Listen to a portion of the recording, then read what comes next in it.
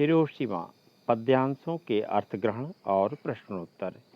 एक दिन सहसा सूरज निकला, अरे क्षितिज पर नहीं, नगर के चौक, धूप बरसी पर अंतरिक्ष से नहीं, फटी मिट्टी से।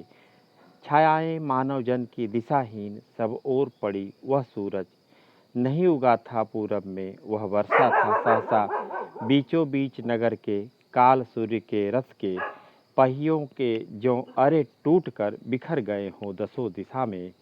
कुछ क्षण का वह उदय अस्त, केवल एक प्रज्वलित क्षण की दृश्य सोख लेने वाली दोपहरी। फिर पद्यांश के प्रश्न और उत्तर। प्रस्तुत पद्यांश के रचनाकार और रचना का नाम बताएं। प्रस्तुत पद्यांश के रचनाकार सच्चिदानंद हीरानंद वात्स्यायन अज्ञे हैं। यह पद्यांश हिरोशिमा कविता से उद्घृत है। प्रस्तुत पद्यांश में किस समय का वर्णन किया गया है? प्रस्तुत पद्यांश में द्वितीय विश्व युद्ध की उस भीषण तबाही का उल्लेख किया गया है जब अमेरिका द्वारा हिरोशिमा पर परमाणु बम गिराया गया था। हिरोशिमा नगर में परमाणु बम विस्फोट के परिणाम क्या हुए थे? हिरोशिमा नगर के जिस स्थान पर बम गिराया गया था, वहाँ की भूमि बड़े बड़े गड्ढों में परिवर्तित हो गई थी, जिसे फटी मिट्टी कहा गया है। वहाँ बहुत अधिक मात्रा में विषैले गैसें निकल रही थीं और उनसे निकलने वाले ताप से समस्त प्रकृति झुलस रही थी। विस्फोट के दौरान निकली विकिरणें मानव के अस्तित्व को मिटा रही थीं। काल सूर्य के रथ के पहियों के ज्यों अरे टूट कर बिखर गए हों, पंक्ति से कवि का क्या आशय है?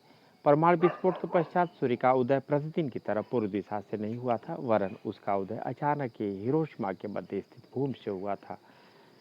उस सूर्य को देखकर ऐसा आभास हो रहा था जैसे काल अर्थात वित्तरूपी सूर्य रथ पर सवार होकर उदित हुआ हो और उसके पहियों के अरे टूट टूट कर इधर उधर दसों दिशाओं में जा बिखरे हों।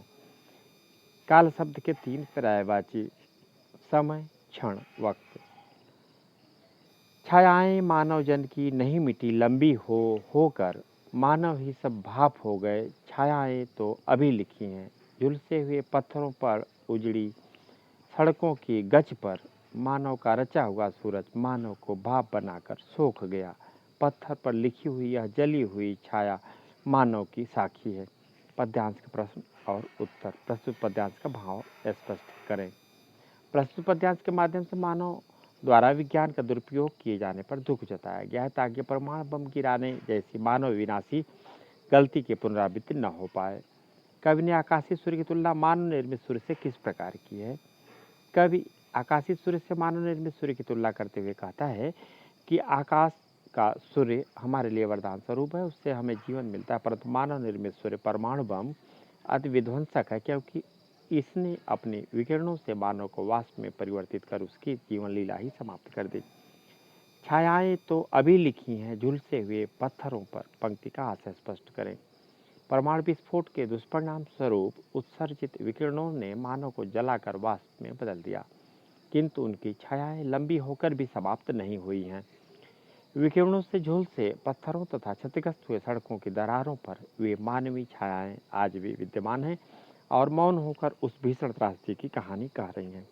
प्रस्तुत पद्यांश में कवि अत्यंत मर्माहित क्यों हुआ है? प्रस्तुत पद्यांश में मानव जीवन की त्रासदी का वर्णन किया गया है। यहाँ मानव ही मानव के विध्वंस का कारण है। मानव के इस दानव रूप को देखकर कवि अत्यंत मर्माहित हो उठा है।